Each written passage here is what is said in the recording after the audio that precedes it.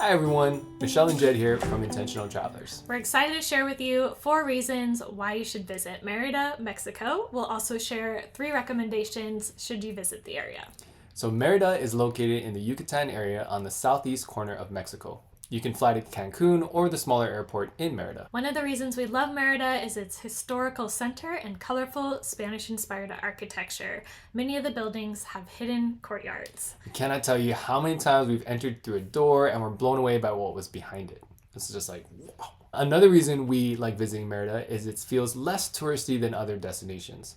It's generally a very peaceful, relaxed vibe for exploring and has become very popular with expats. Merida is known as one of the safest cities in Mexico. One of our favorite memories was visiting in January during Merida Fest. It's a month-long celebration of art, music, theater, and more, with both paid and free events. It's worth scheduling your visit around Merida Fest. Plus, the weather in January is more mild compared to the heat of the summer.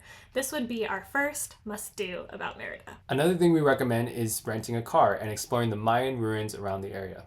It's hard not to be impressed and marvel at these ancient civilizations and the scale in which these cities were built so long ago.